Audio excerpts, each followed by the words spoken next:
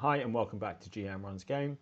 This is episode 2, long awaited episode 2 in the Character Sheets in Real Lives series, where we discuss the players behind the personas in our games as well as those in the community, and we take a little bit of time to talk about all things TTRPG. Today we're joined by Falcott, who plays Vice, Oh, our Rockerboy slash solo now in the Cyberpunk Hope Reborn game. How are you? finally. How you doing, Falcon? All right. Doing great. Doing great. I'm happy to be here. Happy to talk some TTRPGs with you. Awesome. Cool. So, I guess this is my opportunity to really sort of ask you lots of questions so that the audience who are enjoying Vice and enjoying the game that we're playing in get to know a little bit more about you. But also, it's a good opportunity for us just to discuss the hobby in general. So everything doesn't have to be linked to that cyberpunk game that we're playing. But probably we should shed a bit of light on who you are, at For least sure. as much as you're happy to share in terms of the hobby space. So let's Yeah, right on. start off super easy. So you are a TTRPG lover and player. Where did the hobby start for you? How did you get into this stuff? It's funny you mentioned that. I've been playing TTRPGs for a relatively short amount of time. For people that have been in the hobby that I've met, they seem to have been doing it for ages. But me, I got into it around COVID, around like the end of COVID. So around like 4 or 5 years, I've been playing TTRPGs, and the majority of that time, I've been playing D&D. Now that was the one that really piqued my interest. I've wanted to play it for a while. I was watching other streams like Critical Role and other ones as well. I can't come to the top of my head, but they really drew my interest in the whole TTRPG scene to begin with, and I found out that you can actually play these through Discord. You can play them online, and that was when I knew, like, oh, dude, I've got to try this. And lo and behold, I'm here 5 years later, still playing. But I've started new systems and whatnot, and I've been loving Cyberpunk. I've only been doing it for about a year, but it's been a blast. Awesome. Cool. Yeah.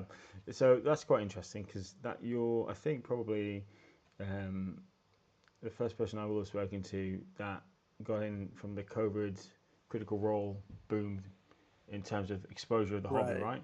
And then started playing it. So how did you find finding a game or a place to start? How did you navigate that? In case we have people who are watching and who are interested, but they don't know how to do it, or they might be a little bit nervous about introducing themselves to the communities. What did you start?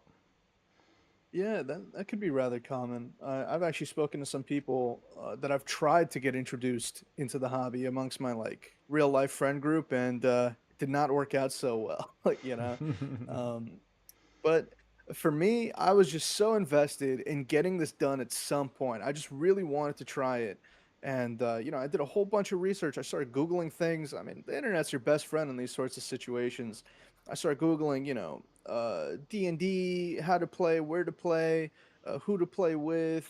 And eventually I found that there's a Discord group for that system, just like there is one for Cyberpunk as well in the Artel Saurian Discord. And I joined that one. I hopped into my first game not even like 30 minutes after I joined that Discord, because there's games posted there like every 5 minutes or so, probably less. Quite a lot of games posted, and it kind of blew me away the amount of people that are playing TTRPGs online, especially during the COVID boom. I mean, there was a crazy amount of games going on. So the barrier to entry was basically nil. It was extremely easy to get into a game, and the system itself is pretty easy to pick up. It's pretty intuitive. Luckily enough, we don't have to go through the toils of 3.5 or 2E or 1E when it comes to that. And we're lucky enough in Cyberpunk as well, where the red system is more streamlined than 2020. I tried playing 2020 not that long ago. Dude, it was extremely complicated. Yeah. And I'm sure it affords a great amount of customization or anything like that. But, for me, the skills and stats and the mechanics, they don't really matter to me. I know it seems a little strange coming from a guy who's like made characters whose I don't know, maybe a bit along the lines of a generic trope of being like, oh, good at combat, good at social and stuff like that. But for me, the only thing that really changes is the probability you're going to succeed at something. Like Hmm. whether the stats are, the skills are, and to me that doesn't really matter. Like it's all based on the roll of a dice at the end of the day. And so I've never been the type of player that min maxes or goes for like a super meta, like multi-class combo, something like that. But I've just found that the things I enjoy playing are in general things that work well in the system anyway. And honestly, that's a sign of a good, well-designed system. And I think Cyberpunk and D&D and a few other ones are really up that alley. Awesome, cool. So I guess what you spoke about creating some characters. Then, when you're creating a character, what do you start with? Do you come up with like a concept? Sometimes maybe do you see like artwork, or do you have? Is it that there's a role that you want to play in the group? Or is it a mix of those? How do you go about getting started? So it's funny you mention role because I sort of have a penchant for always playing rocker boys. I just really, really, really enjoy it. I think it's the best role in the game. And for me, it really fits the flavor of the types of characters I want to play anyway. But Hmm. I like taking different angles to them. Like, obviously, I like music in real life. I've got a guitar in the back, I've got like three or four of them I enjoy playing. But for me, I don't want to just make like a basic musician rocker boy. I played one before, worked out amazingly well, but I never want to play the same type of character more than once. They might have similarities, but I'd like them to be different, so it has an individual, unique experience per each one. And for me, I've been drawn to the Rocker Boy role, but there's a lot you can do with the roles in the games, and Rocker Boy especially has a lot of flexibility. You can be, a BD star like Vice's. You could be like a B movie actor. You could be like an MMA fighter. Anyone that has any amount of public image could be a Rocker Boy, and that affords a lot of flexibility, honestly, a lot. And I've really enjoyed it. Seriously, seriously enjoyed it. And when I think about making a character, it's less that I think about the role and more about like what type of character I would enjoy playing, especially when I join like a new group, per Hmm. se. There's things in the group that'll like hint me to being like, oh, this type of character that will fit really well here. This type of character I'll have fun playing in this story particularly. That's why I don't make characters before I join games. A lot of people, they love making characters, so they'll have like 20, 30 of character concepts, pre-made sheets, all ready to go. Yeah. I don't really like that. I think it's kind of bad to go into a game with a pre-existing concept and like try and shoehorn it in and really try and make the circle fit in the square hole or anything like that. For me, I like to go into a game, nothing in mind, no concept, no preconceptions about what I want to play, and then when I find out more about the game and more about the group and more about the players and the characters they're playing, that's when I start making a character. And it usually just comes naturally from there. That's awesome. Yeah, obviously, I guess people's mileage will vary. So some people who are maybe not overexcited, but super excited about playing a type of game will start having some ideas. Or I've even heard about people who Right. have a particular character that they play multiple times through different campaigns, right? I've So you seen that have as this well. archetype that you kind of bring with you, and in your head canon, you're developing it or whatever, right? Which is Yeah. which is interesting, but I agree. I think that when I've seen the best characters created, it's created around the table, whether that's in real life or virtual, where people are talking, and you guys are then sort of trying to like figure out exactly where the opportunity lies, and the gaps are. Right. Just not to make sure that you can do everything, because you'll never be able to do everything, but just to make sure that it makes sense as a table, right? Right. Um, okay, cool. So It's what? funny because Go on. in my first game, I wanted to tell you, in the first ever game I joined, there was a guy who came in with this character he'd been writing his backstory for years, and he'd been Okay. playing it in different campaigns. Bro, it was a dumpster fire, bro, because this guy came in. He had a very specific way he wanted to play this character, and he asked the DM to basically make his character immortal because he couldn't take it if he died or anything Oh like wow. that. and he asked for some house rules to be implemented to like circumvent some of the death save and like the lethality of the game. Bro, this guy was just very, very committed to this character, playing it a certain way, and specifically them not having like super consequences or anything in that way. Because in Cyberpunk, it's a deadly system. You can die on one shot. You get Yeah. tarot, you're basically cooked. And it's happened to me just recently. I play with I play with another friend group. It's not a streamed game, but maybe some people in the Cyberpunk community know them. I play with N Jolly and Null, who are both I think moderators or something like Oh that yeah, I at the recognize Null's name for Artalsaurian sure. server. Yeah. Yeah, I play with them, and I just recently had a Rockerboy character who was a skater, who was just like doing skate tricks. He sold out to Chromanticore, to try and get Hmm. some extra dough. And he was trying to get a Chromanticore sponsorship. It didn't work out so well. On our first ever combat, he got tarrowed, and he wasn't wearing armor. Nearly died. Then the second combat right after, he got tarrowed again Oh and wow. just died instantly. Oh wow. So I had about two combats with that character, one that almost killed him and another one that instantly killed him. And so, it goes to show Cyberpunk is this like really, really deadly system. Hmm. So you can put all this thought and effort into a character and a backstory and all that. But at the end of the day, it's all based on like the luck of the draw, the roll of the Yeah. dice. And if you're trying to mitigate that in some way, I think that's antithetical to the heart of the system and like the game you're playing and the RNG factor. I think that's where people might start overdoing it a bit. Yeah, that's true. It's so true. You need to be prepared to die in Cyberpunk, and you need to For sure. at least pretend to enjoy that process.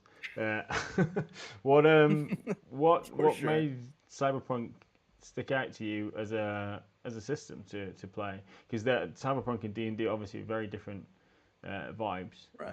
Right. What about Cyberpunk stuck out?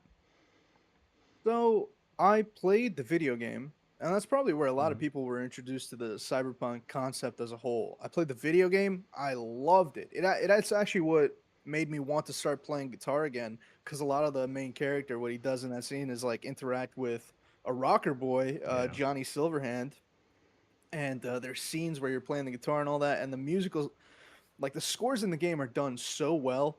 I actually went to YouTube. I found the guy who actually wrote and played the songs that Johnny plays or Carrie Uridine plays in the game, and he has like tabs posted up. He's got videos of him teaching how to do it. I wish I remembered his name off the top of my head. I'd give him a huge shout out.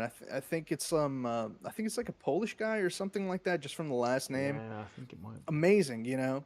I went out, I did my best to learn those on the guitars I had, and it reignited my passion for playing guitar. And it was incredible, and the game itself was done. It was my game of the year for sure. I really loved Yeah. it, and the concept itself really gripped me. I was like, dude, if I can find a way to do this or to play this in the same way I play D&D, because it affords a lot of creative freedom Hmm. and a lot of creative license when you're able to play TTRPG, because you're not constrained by game mechanics through a mouse and keyboard. It's just imagination at the end of the day. And I found that Cyberpunk has a system, Cyberpunk has a server, and I did the same routine I did with D&D. I looked into it, I joined, and immediately as soon as I joined, I was basically in a game like the day after, and it was incredible, dude. It was incredible. It gripped me right off the bat. The setting, the system as a whole, and like you said, it is different. Like Hmm. almost every Cyberpunk game is set in Night City, which you never see with D&D. Like it might be set in whatever Waterdeep or something like that if you're Hmm. playing a module. But most of the time, when someone's running their own game with their own campaign and their own plot hooks and whatever, it's their own homebrew world or a twist on it. Yeah. In Cyberpunk, it has this niche where it's all set in the same thing that you're familiar with already, that you recognize already, and that the DM tries to build on. And it's incredible, honestly. I really loved it, and so that's why it's been sort of my main game for the past year. So I basically abandoned D&D. I think I'm only in like two games. I've only been in like two or three D&D games for the past year and a half, Hmm. just because I've been joining a few Cyberpunk ones and I've been enjoying them so much.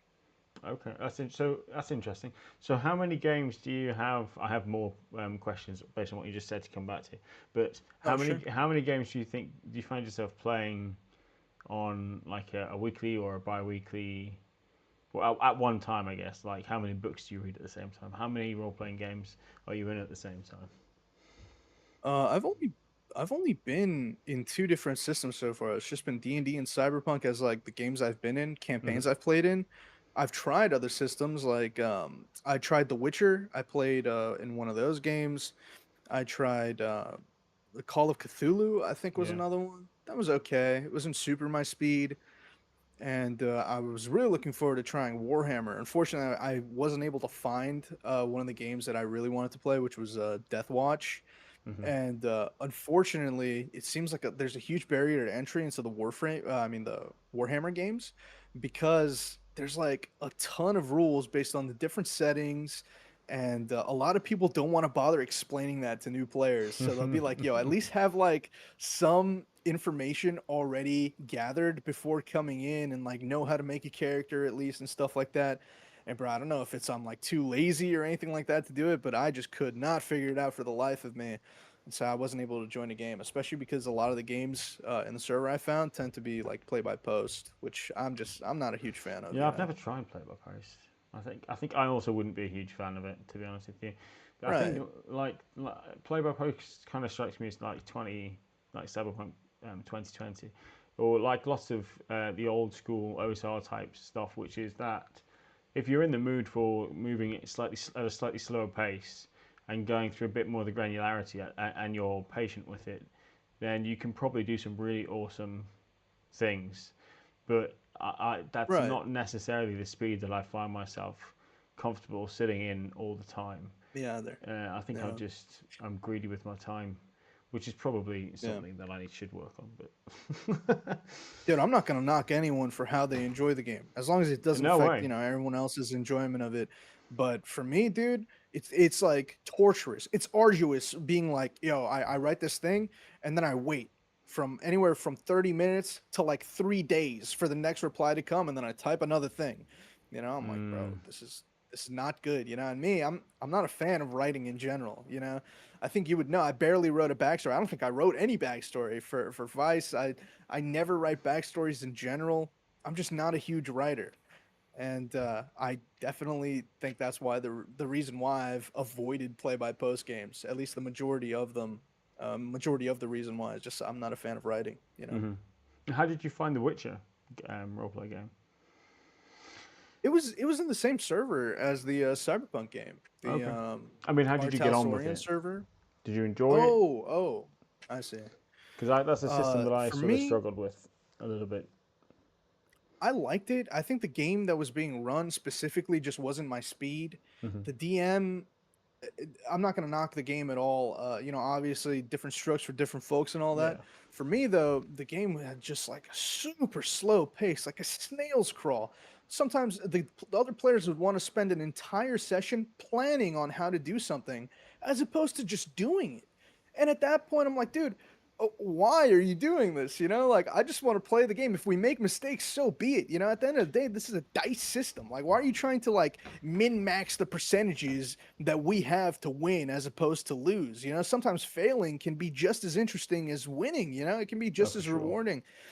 And I hate that, dude. I hate when people go into it with the mindset of like, dude, we're gonna have this plan, and then plan B if that goes wrong, and then plan C if that goes wrong. Some people really enjoy it. I hate it, bro. I'd rather go in there with no plan or no idea of what to do, and then just wing it, based on the situations. And that's where I found the most success and the most fun moments. And it's just it's been great for me to do it that way. I understand some other players, they're more of the planning type, they're Hmm. more of the think things through type.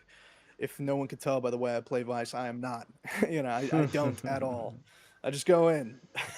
Yeah, man. I think it's interesting what you said about the Warhammer thing as well. I don't think it's got anything to do with laziness, or at least I don't think it's got.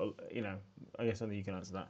But I wouldn't put it down to people laziness at all because it's like 50 years old as an IP, Yeah. and it's particularly if it's like the Warhammer Fantasy roleplay game, which is older than 40k by I think 10 or 15 years. But they've had a lot of time to write this stuff, and they have also changed it a few times and sort of retconned a few things. So it is an absolute mammoth to try and get your head around. It's the type of thing that if you've ever done the miniature game or painted anything or listened to any books, you have like a slice of the pizza in your brain. But I mean, I've been into 40k and Warhammer since I was probably about 7 or 8, and there's no way I know a lot about it. But hopefully, Craig, one of our other players, will be putting together a Deathwatch game, so you'll be able to get to play that system, and we'll That's be able right. to suit up and smash some things as Space Marines, right? When he messaged me about that, like I think like a month ago now, dude, I was so hyped because I was bugging him for it, bro. I was bugging him for it, even in our sessions where we were playing. I'm like, man, it'd be great if we could try Deathwatch in the interim for our next campaign, Yeah, right. or our next session, it'd be great. I think Craig was sort of getting tired of me trying to wear him down, and eventually it worked, and chalk that one up as another success to the erosion method. That the persistency paid off. I'm definitely hyped for that game. It's gonna be my first ever Warhammer game. That's not true actually. I played Age of Sigmar Soulbound once before, which is Okay. very D&D adjacent. And Yeah. that was fun, but it wasn't 40K. It was like two different beasts, and I really want to play 40K. Yeah, I think the Age of Sigmar stuff is kind of more hero centric than the 40k stuff, right? Because I think it's trying to toe the line between where Warhammer is and where D&D is, and try and capture all of that sort of crowd. But I yeah, think so. I'm I looking forward enjoyed to it, honestly. Did you? It was I've nice. not played Soulbound yet, but I keep seeing the starter set. I'm thinking, well, I could, but then there's Warhammer Fantasy RPG, which is meant to be really good as well. And then I've played Wrath and Glory and Imperial Maledictum, which are both quite good, but not as Imperial Maledictum is you're like a nobody in the 40k world. Wrath and Glory, you are like Space Marine type players. But I think that's my jam, dude. I think That's Deathwatch my is jam. probably the sweet spot. Dude, the Space Marines are the biggest thing that attracted me to it. I just recently played Space Marine 2, the video game. Amazing. Oh, so good. Amazing. So good. So really well done. And the Warhammer games in general, like the 40k setting is great, but I wouldn't want to play some like random chump, that just goes in there to be cannon fodder for the Imperium or whatever. Don't get me wrong, glory to the Emperor and all that, but I want to be a Space Marine, dude. I want to be that guy on the front lines with the big ass suit of power armor and the huge gun, and dude, that's sick to me. I want to do that sort of stuff, and Deathwatch especially. You're the guys that first touch down when there's like a new threat or something, like a new invasion. The whole concept is like I only have the briefest understanding of it. Oh, dude. But dude, I love it. I cannot wait. Cannot wait. I'm super hyped for that. Yeah, it's basically SEAL Team 6 meets 40k, right? Except you're all coming from different places. So you all have this awesome ability to bring stories to this party with different specializations and different heroic stuff that you've done in the past or you're going to do together. Honestly, it's a pretty sweet setup for a tabletop roleplay game for a group of people. You can just have some total nut jobs in it, which is good. Which I like anyway. Okay, so let's talk about Vice and Hope Reborn. I guess as much as you're happy to share, right? So, what? So you mentioned your backstory, or what? Lack thereof. Backstory? Well, there is some. There is some, yes. It's the life path that I went through. It's not like, dude, some players will be writing out an MLA format 18 paragraph essay about their backstory. Dude, that is not me, bro. Sometimes I'll do bullet points if I'm feeling like, oh, I really resonate with this character. Let me flesh it out a little bit more. I'll have 3 or 4 bullet points added on, but that's just me, dude. But through playing, Vice has become, a really carved out character in who he is, in what he stands for. When things have happened with his relationships in the game that have changed how he feels, all of that is role played out in the session, right? So, if you were to describe your character Vice in 2 minutes or less, where would you start? Dude, I think I can do it in 3 words. The ones that are emblazoned on his mask. It's low impulse control. Yeah, man. The guy he's a loose cannon, and I there's certain aspects like I like bringing these impulsive elements to characters in general, but I'm really leaning into it with Vice.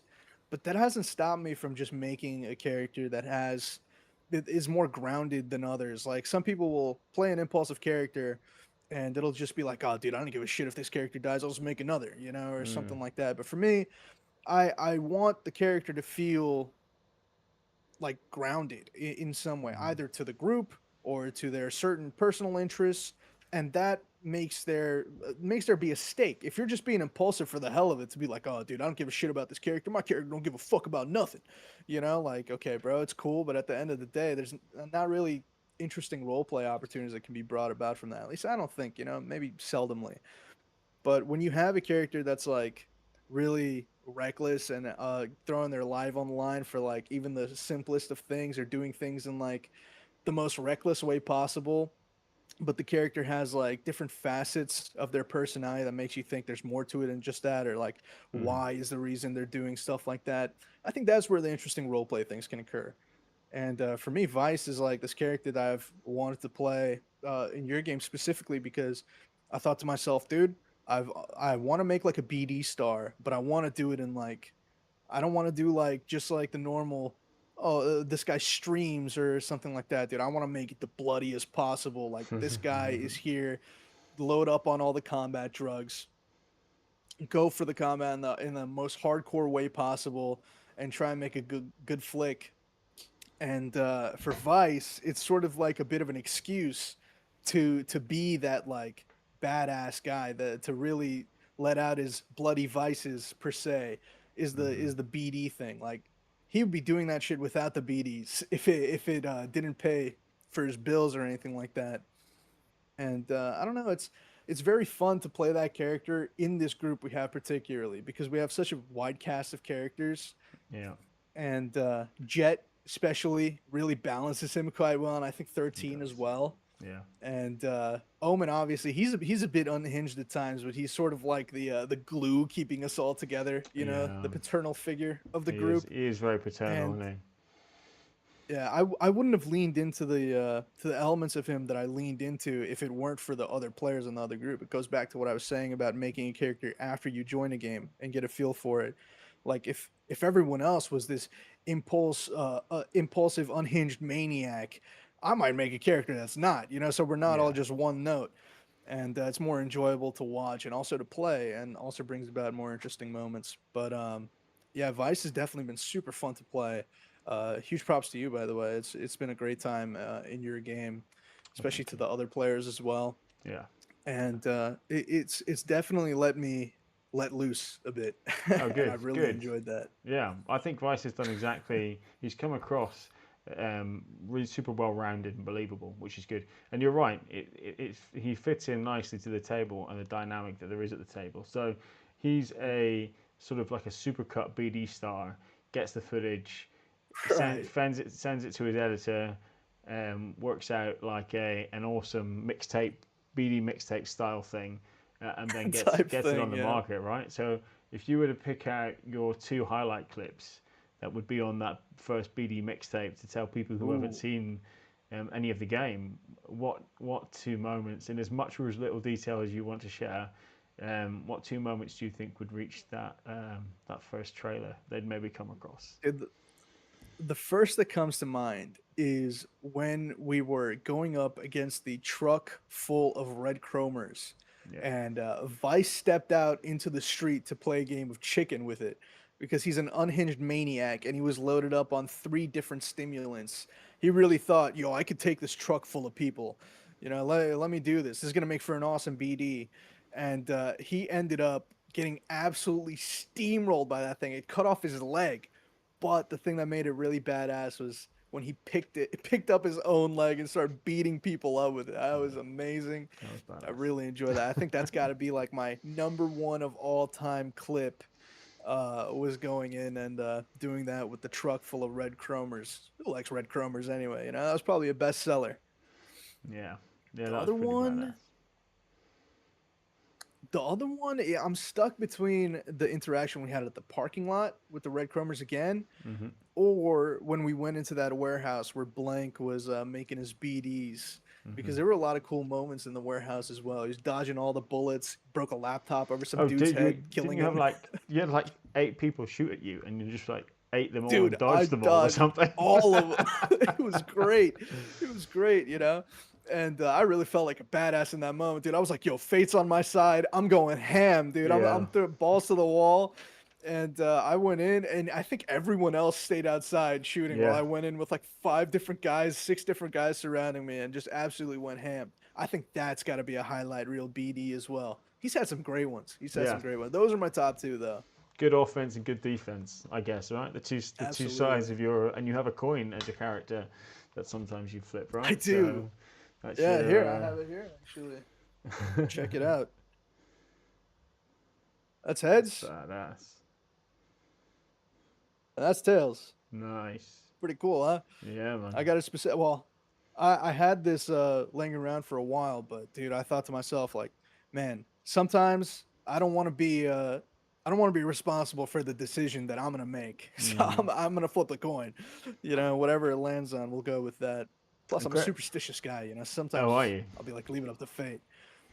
Well, that's interesting because as much as you are saying how you're playing Vice as this sort of action junkie BD star, he's not one-dimensional. There have been moments of real sort of introspection and emotional Right. moments through the arcs of the story, particularly sort of maybe the last 4 or 5 sessions, where you've had to reflect on things or where you've had controlled wrestle control wrestled from you, or you've done Right. those sort of crazy drug fueled actions, and the group have challenged you as their characters and Which I said, super enjoy, by the way. Those are some yeah, of my it's favorite good. moments. Yeah, so you have like Uh, conflicting morals, and yeah, yeah, all of that plays out on the stream, which is for people to commit to the characters like that. It's really good, actually, because it shows sort of the light and the dark of the system and the street and all that type of absolutely, stuff. absolutely.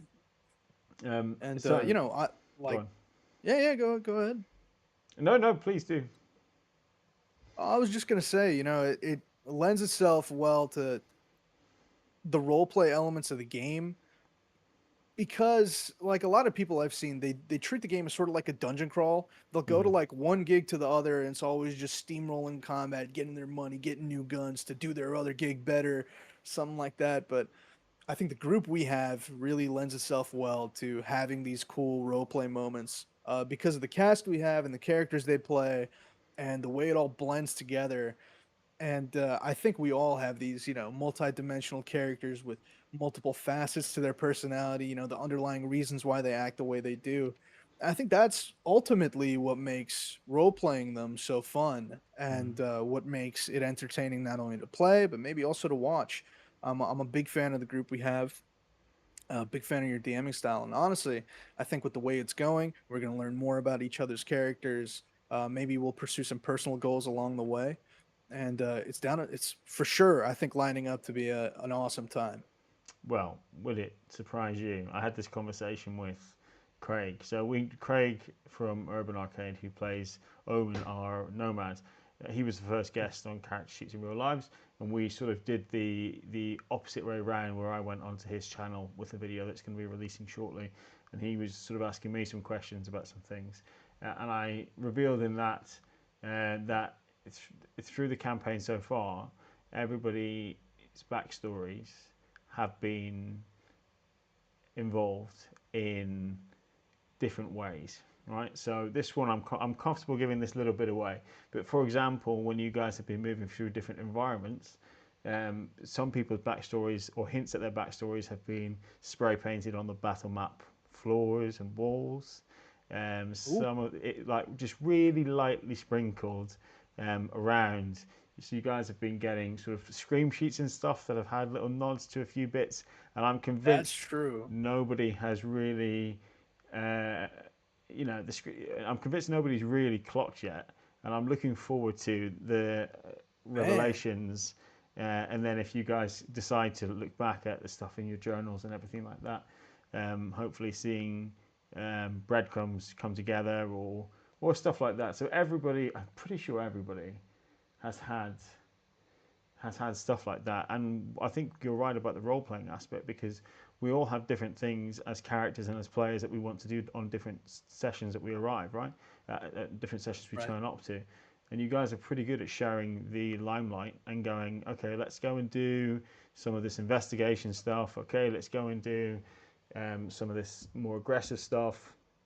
Or let's take some time and see how Jet can turn a poisonous balloon attached to a giraffe into some kind of a pet or something. Or That guy, man, he is a treat.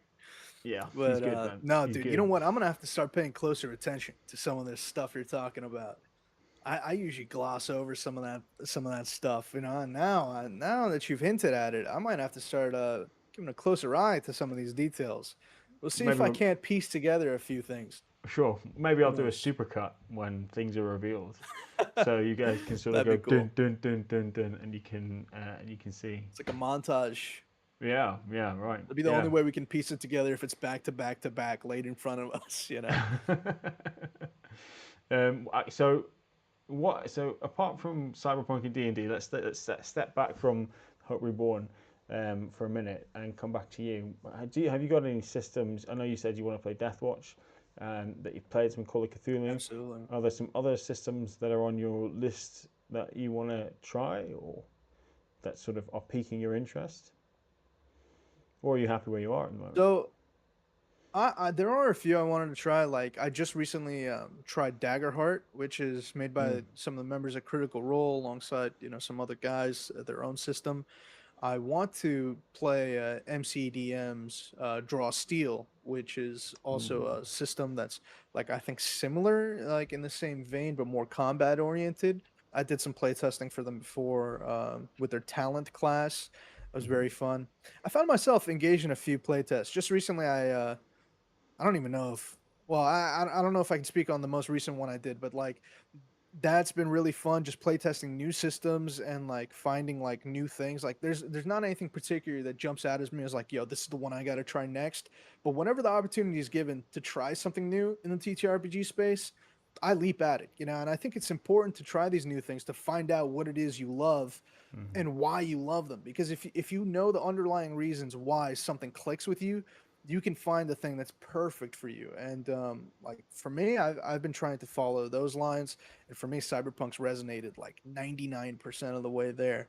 And I think it has a lot to do with the system, the players, the grittiness mixed with like the badass moments. Like there's just so much of it that blends in perfectly. But some other systems I'd like to try, I think the first one that comes to the top of my head is probably, if it's not Warhammer, it's got to be Draw Steel. So I've seen a bit about Draw Steel, but I haven't looked in detail, I guess. So where did I see Draw Steel? There is a guy on Discord. There is a D20 play. He's got like playthroughs of Shadow Dark on his YouTube channel, and Mhm. I really enjoyed. I got into Shadow Dark and some OSR stuff, and I really enjoyed his playthroughs of it. And I was lucky enough to be able to. Well, I joined his Discord and I was able to get on a game that he ran of Shadow Dark, and it kind of like showed me a bit of the ropes. And he's on about Draw Steel. He was talking about Draw Steel with Sky. Who's the other YouTube guy? Sky something. I can't remember. Sly Flourish, or I don't know, something along those lines. He's quite well known, and yeah, but I don't really know a huge amount. So can you give me like a skinny on Draw Steel, on what it is? No, I know nothing about Oh, it. I cool. know You're like basically me then. nothing about it. It But looks good, but need more yeah, detail. I just I've liked MCDM's other stuff, and it's Hmm. a new system, so obviously I want to try it. But you know what? It makes me think. I also really want to try the Blade Runner system, which I think is Hmm. something you've played before. I've really wanted to try it, but the thing is, I've never even seen the Blade Runner movies. I've got to see them at some point, and when I do, I think I'll hop into maybe a Blade Runner game or something like that and see how that goes. Seems like a very very cool setting, very cyberpunk adjacent. Yeah, no, it's like the same. It's the same sort of vibe. Mm. It's slightly different in its dystopia, but it's a similar sort of thing. I couldn't recommend the book enough. Do Androids Dream of Electric Sheep? It's which is what it's based on, and it's like 200 pages. It's a short book, and it's about the people, which makes it super compelling to me anyway, and a really good read. I watched that, and then I read that story, and then I watched the first movie, and I still haven't watched the second movie. The movie's good. I really enjoyed it, but it's Cool, one that I feel cool. like I need to be in the right frame of mind for. Like I don't want to just like spoil it because there's not a lot. This is the problem with that Blade Runner has is that it has this amazing book, and then it's iconic movie, and then I think there's one more film, 2049, and then that's it. So then you have this system which is drawing out of a relatively small amount of source material. I think Caitlin Mhm. from Urban Arcane Games has run Blade Runner. I'm yet to run it, but it's on my list of things to run and to play. But I find myself with Cyberpunk and Alien very much in that sort of space. By the way, I Yeah. wanted to point out just how much of I really get into this cyberpunk stuff. My first ever character I played was a rocker boy named Ego, and it was really fun. He was like a full on musician, and obviously he was very egotistical, very reckless, very hard headed. But you know, throughout the campaign, he evolved and ended up sacrificing himself, you know, and stuff like that. But it was great, and his main thing was a gold chrome guitar, like a super chrome covered guitar. Hmm. Gave a +1 to his charismatic impact. It was very fun. And I got so into it that I was like, dude, I'm gonna make that guitar in real life. And so just recently, I started building this, which is going to be that guitar, No way. and it has like I let me just put it up to the camera real Yeah, quick. sure. This is stuff that I've made. Like I've bought the parts separately, Hmm. like from companies like Warmoth and stuff like that. But all the drilling, all the you know, stealing the wood, carving the pick guard. You can tell I did a terrible job because there's a hole right in the pick guard, right there. That's not supposed to be there. But it's I'm gonna wrap the body in gold chrome vinyl, Nice. like sort of like a mirror finish, and I'm gonna get like a custom water slide decal to put on the top. And honestly, this is like That's amazing. it's like my first big project, dude. Wiring the pickups together was a pain. Getting everything all done, like because it's a precision instrument. These things, you know, you got to have like Yeah. the right break off angle for the strings and the nut and all that. I don't want to get too into it for the technicalities, but you know, I really get into this stuff like TTRPGs and my characters in general. I don't have it here, but my first ever D&D character that I played from start to finish in a Hmm. campaign with, I got a custom dice set made for the character that I used throughout the campaign, Hmm. and dude, it costs like it costs a good amount of money, Hmm. and it was a lot of fun. But I really want to commemorate that character, and it has like a face, the face of the character in the like big D20, and then like all the other like whatever dice are based on them and stuff.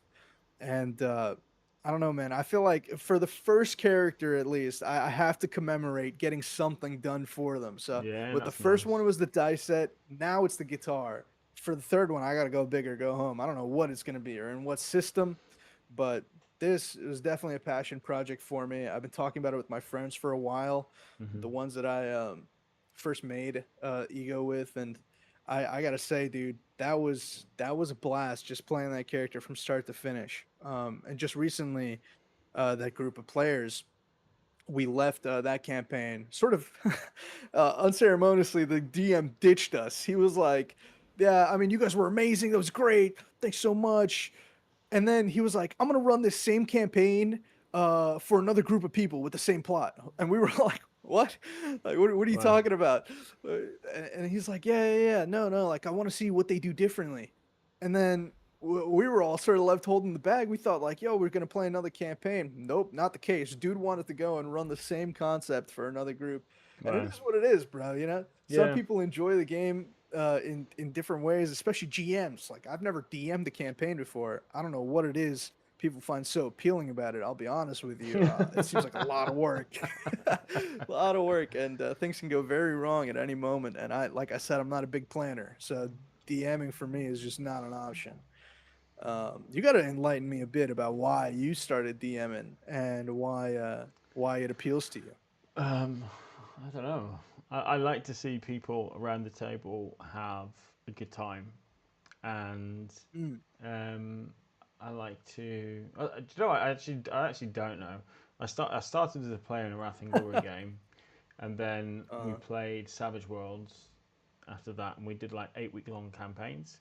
This group that I play with in person, and then after the Savage Worlds campaign, I'd already bought the Cyberpunk game.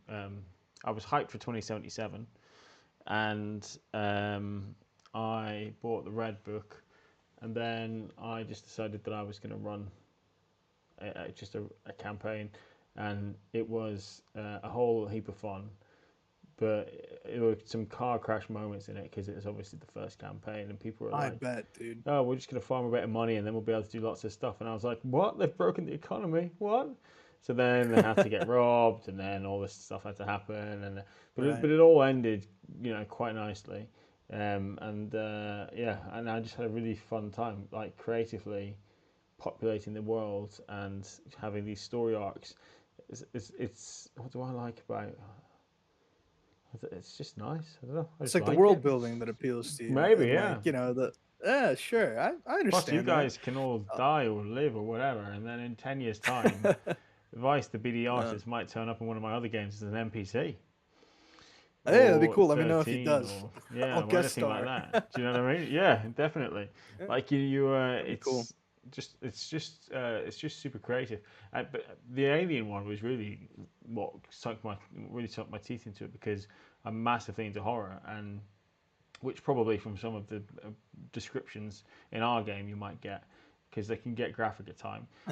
But like ratcheting the tension up in a room and seeing people's faces change and then seeing their thought process change and how they're going to do stuff, it's a really enjoyable thing. And then at the end of a one shot or whatever, having this Alien is particularly cinematic. So at the end of an Alien game, everything is happening all at once, good and bad, and players are just sort of stuck in this whirlpool of like, what the hell is happening? I need to make decisions, and it's a fun thing to Sounds fun. watch them walk away and just be like, that was incredible because there were so many things happening, or whatever, right? And then people in systems like that who, when their player character dies, but they're fans of the system, and they just sit back. I had a guy at a convention, his character died, and there was still just over an hour left of this slot to finish this one shot, and he was just like, "No, I'm good. That's how that works. I'm gonna sit and I'm gonna enjoy the hell out of the rest of this one shot and see what happens." And at the end of it, everyone That's sort of great. shook hands and walked away, and it was just like, just a really nice thing to do. Do you know what I mean? I don't. I Yeah. like playing as well, but I think I might just like players sort of going off piste and me having to go, oh, let me create that whole thing there so then they can do that as Oh, well. dude, we But definitely lean into that as well oh, in I know our you do. game. But no, it's great, man. Like you've hyped it up to the point where I want to try Alien at some point. I think it would be fun, Yeah, and I gotta add that to the list of systems to try in the future. Like I said, there's so many out there, and yeah. I tried running a one shot. Hmm. I think I actually ran two. They were both cyberpunk ones, and they were actually pretty fun. It was just so much work put into it, dude. Like because a one shot has to be self-contained, right? Yeah, So I put in like 2 weeks of work getting the maps, a little bit, setting them to scale, putting the NPCs, getting the plot hooks, making it like different maps based on the decisions they might take. Bro, it is a pain, bro. It is a pain, especially if you don't fully enjoy the process. And for me, it was more of a chore than anything. Now, the playing of the one shot was actually really fun. I called it Big Trouble in Little Japantown. You can tell it was nice. very pulpy, very Yeah, that's action cool. packed, very fast paced, and it was extremely fun to play. But like the whole build up to it was the part I dreaded the most, like with the getting everything prepared. that sucks, bro. And Mm. especially when you're the DM, you're like responsible for like everyone else's enjoyment of it. Bro, I hate that, bro. Get all that pressure off me, bro. Like that's why I love showing up as a player. I'm here with my character sheet, and that's the bare minimum effort I have to put, bro. I'm just here to have a good time, Yeah. whatever the case might be. And that's really what I enjoy leaning into. A lot of DMs I find they like world building, they like narration, and some other ones they like, dude, they get really into it to the point where they get mad if their players make a certain choice over another. At that point, dude, you shouldn't be running a game for a bunch of No. internet strangers. You should be writing a book or something. Yeah, right. Go write a For movie sure. script. What are you doing? And Yeah. there's a balance to everything, and especially as a player, you can't just be the guy that doesn't give a fuck about anything. He doesn't put any preparation into anything because then you're just a lazy player. No one wants to play with you, dude.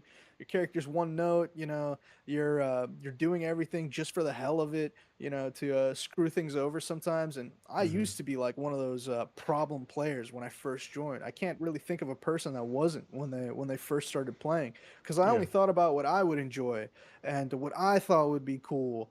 And a lot of the times that goes to the detriment of the enjoyment of the other players and sometimes even the GM. And it's a balance you have to find, over the course of time as you become more experienced playing TTRPGs. Obviously, speaking as someone who's only been playing for like 4 or 5 years now, So I think you should GM. I think you should. I think you should. definitely not. I think you should GM in person. But I've never even played in person. Just because I live in Miami, and I've Hmm. tried to find like gaming groups near me. I found a singular game store, and they sell mostly cards. So they host like card games and stuff. Like I think Magic the Gathering and Yu Gi Oh. Hmm. Was not able to find any TTRPG, unfortunately. And so I think it'd be difficult, but I get where you're coming from. A lot of people have told me I should GM, but I don't want to, dude. I don't even want to try it, bro. It's too much. It's too much effort and all that, and like too much pressure on me to keep things flowing. I like showing up as a player with the bare minimum and just going there to have a good time. When I'm responsible for everyone else's enjoyment or responsible for the game, when responsibilities start being added into my hobbies, that's when I'm out, dude. Yeah, I guess I get you. I mean, if you don't want to do it, then the answer is definitely don't do it, right? Maybe there'll be a No, I time. get you. Anyone in I get you. Miami who happens to be watching this and knows of a gaming group, get it in Hit the me up. comments. That's quite a niche request, but you never know. We might get something that might change your whole thing. Who knows, dude? Maybe. Okay, I've got three more questions that I want to ask you, which are probably going to bring us, which will bring us back onto your character Vice Sure, sure. and the Hope Reborn game a little bit.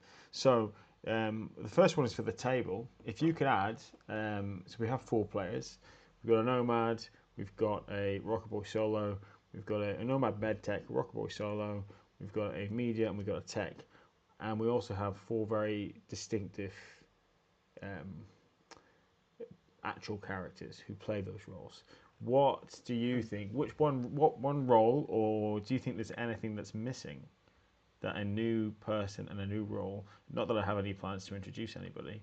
Maybe someone's next Right. character could bring something compelling to the game. Hmm. Honestly, I don't think so. I think we have a very well-rounded group so far, and all the niches are pretty much filled. The Mm-hmm. one thing I always enjoy playing a rocker boy with is media, just because those two roles tend to work together super well, and we already have that. Yeah. Another thing I like having is a med tech. We already have that. Another thing I like having is a nomad, for vehicles and stuff, and also like the nomad family thing in the campaign, Mm-hmm. like just exploring that side of it. We have that as well. I think we've got pretty much everything covered, and that really puts things in perspective. Like, maybe you only really do need four people to have like a solid cast of characters. Who knows? I Yeah. see a lot of people say five is the sweet spot, and six is like verging on too many. I think I would tend to agree. This is my Mm-hmm. first game where I'm playing with only four people, and it's worked out great so far.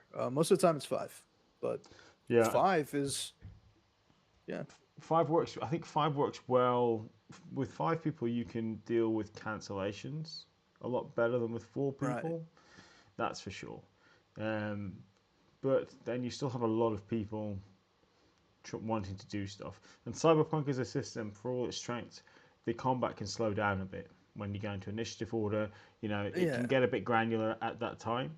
So for sure.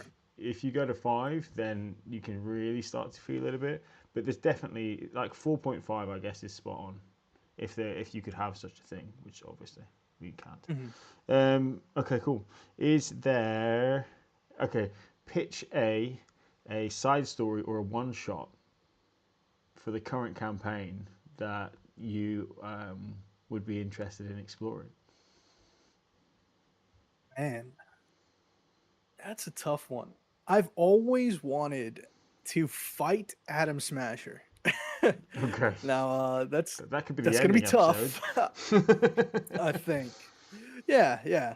But that's like a bucket list thing for me. Hmm. I would really, really, really love to have a showdown with Adam Smasher at some point, whether that's a one shot or some sort of plot hook or something like that. Hmm. Who knows, dude?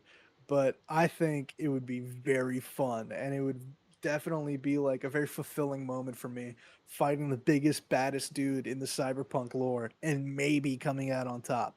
Going all in on that. I would be super hyped for that, and I think people would want to watch that as well. I think it'd be sick. Hmm. Okay, all right, cool.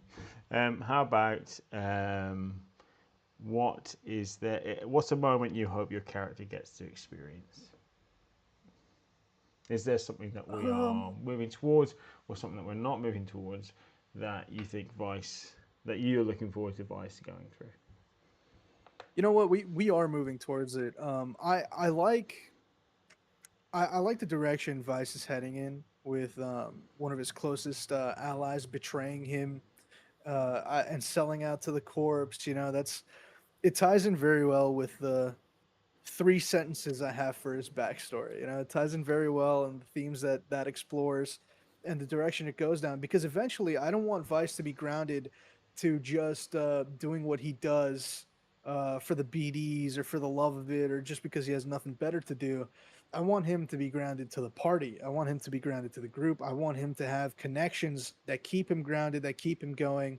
I want him to have relationships with these people Hmm. that are worth giving things up for, making sacrifices for. If that means being so reckless, if it means putting his neck on the line for things he normally wouldn't, then so be it. But at the end of the day, what I'm really looking for is character development. I think that's what brings about a layered character, something with depth, and we are moving in that direction, especially with how things worked out with his contact in the most recent interaction we had with her Hmm. and it's definitely moving in that direction. I'm looking forward to seeing how that pushes his character to like tether on to either his pre-existing relationships with the characters to go in a different direction.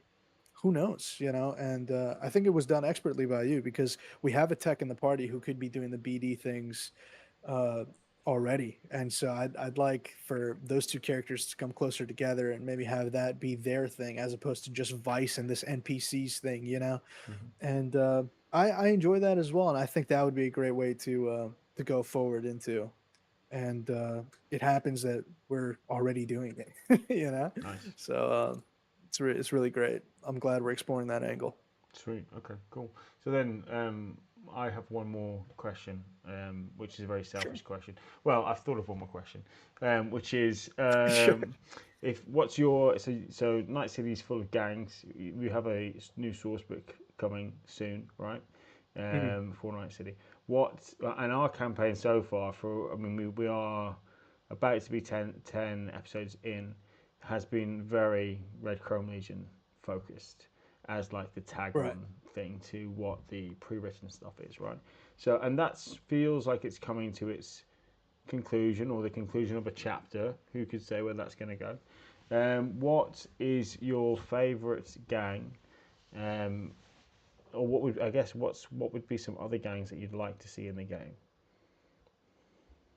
You know what? I really like the poser gangs. I rarely see them introduced, but I really love them. Like some of them based on like the one that you just recently introduced. I think in our Red Chrome Legion fight where it was members from the office or something like that. Oh yeah, yeah. Um, It was very fun. The poser gangs are a lot of fun, like the Johnny Silverhand imposters. Hmm. You know, whatever. There's a lot of them, and I think that's a very fun element of the game that's rarely touched on. And I would enjoy exploring some more of those. They're super cool. They're super unique to the system, I think, Hmm. Yeah. and they're always fun to fight. Yeah, they like to switch. It gives a bit of comic relief or a bit of what can change the tone one way or another, right? Depending on maybe they're not Absolutely, not all comic, right? Maybe some of them are absolutely horrific. for Awesome. sure. Okay, cool. And then so you've played D&D, you've played some Cyberpunk games, you've done some playtest Right. stuff. So even though you've been doing it for 4 or 5 years, which I guess relatively speaking for the hobby is reasonably short, it sounds like you've still got a good amount Right. of experience in there. What have you ever had a campaign twist which has totally blindsided you while you've been playing, or has there ever been a moment where sort of like something has changed dramatically in an instance and it's really had an impact on you, or you've absolutely loved it? Not, and I'm not sort of trying to tee you up for our game at all. Actually, I'm talking No, about other games. I hear you. Yeah. So for me, I don't know. I don't want to think I'm like some I don't have like precognition or anything, but it's been like I haven't been blindsided so much by a plot hook or plot twist in the Hmm. games I've played because a lot of it they have setup, they have things that like sort of keyed me into being like, oh, this is the direction this is gonna go, this is what's gonna happen. This big bad evil guy is gonna be revealed to be this guy the whole time. Hmm. Especially in D&D, there's a lot of that, and you can pick up on the cues of that as you play more often. But for Cyberpunk, since I haven't played it so much, it's I'm in a point where it's still kind of fresh to me, the plot hooks and like the general realm that they go into. Hmm. So I think if I was to be blindsided by anything in like a campaign plot hook wise or like a reveal wise or like a crazy twist wise, it would have to be in a cyberpunk game. Um, or it would have to be like a masterfully done D&D game, which I would totally love to take part in. That'd be sick. But yeah, I think it has the most chance of happening in a cyberpunk game, and I think that would be really fun to participate in. Actually, because I don't know, I love when things are thrown for a loop, and then you got to think on your feet. Like that sort of in the moment decision making is really what I thrive for. It's what I strive for as well. It's what I really thrive doing, and to have that moment be like a big climax, I think would be absolutely perfect. So unfortunately, while I haven't experienced something like that so far, I would love to. I think it'd be Hmm. sick. Awesome. Okay, cool. So then let's round it off with this one. Vice in or Falcott. I know you so much as Vice Falcott. It's hard sometimes to distinguish Yeah, the I two. know, I know. Falcott has been playing TTRPGs for 4 or 5 years since around COVID time. What if you continue playing TTRPGs for 4 or 5 more years? I guess what do you hope to have experienced at that point? Do you have like a I hope this goes somewhere with, not just in terms of experiencing lots of different things and having a feeling about the hobby? Are you super content with where you are with things now, or what's the how would you like to see yourself developing within it? You know what? I gotta say, in 4 to 5 more years, I hope I don't run out of rocker boys to play because there's only so much you can do with that character concept. I think I'm nearing the verge of already being out of it. I'm gonna have to find a new role to explore. Maybe nomad. Who knows, dude? Maybe media. I don't know. I'll have to look into it at some point. I'm very content with the state I'm in now at the game, but as I continue playing more and more, which I hope I'll have the opportunity to keep doing because it's been such a blast and it's been a very fulfilling experience. I really love the group dynamic and like it's a very social game, and I Yeah. I really enjoy that. And as you play more with a group, you start building relationships more and more. Some of the people can become your best friends. Just recently, my DM of 3 years in D&D came to visit me in Miami. He was visiting family, and we met up at a burger joint, and it was very fun as well for the first time we met each other after 3 years. You can build relationships in these games that really transcend just playing games of make believe with rolling clicky clacky dice. It Hmm. seems very stupid when you think about it. It seems very simple, but at the same time, it becomes more than that over time. And I hope with the given that there's more years of me that are going to be playing this, I hope if I can continue playing for those years, I hope to build those types of relationships. I hope to have another one of those characters that really strikes me to the core, that I really go out and I do something crazy for, like build a guitar, or Yeah. get a really fancy dice set for them or something like that. Maybe I'll have a nomad character who really has like a certain car, and then I go out and I start building a DeLorean in real life. Yeah, Who man. knows?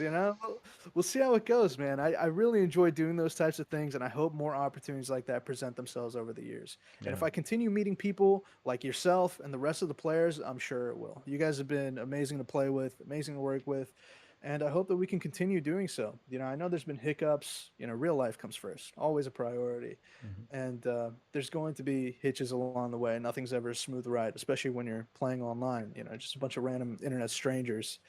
But I think, given enough time, things are surely going to work out in a good direction, and I can't help but look forward to it. Sweet. Yeah. Listen, it comes across like a super creative guy who wants to do more super creative stuff. Maybe to outro us, I keep shilling one last question, but I can imagine the music now fading in. If Vice had a soundtrack Uh, and it was one song by one band, what would that be? Oof. I don't know why, but the first thing that came to mind was Chop Suey by Nice. I forget who it System of a was, Down. man. System of a Down, yeah. I don't know why that's the first song I thought of. I'm sure I could come up with a better answer given time, but that one came to mind first. Who knows? Well, let's go with that now. Maybe it'll Yeah. change in weeks and months to come, but for now it'll be Chop Suey.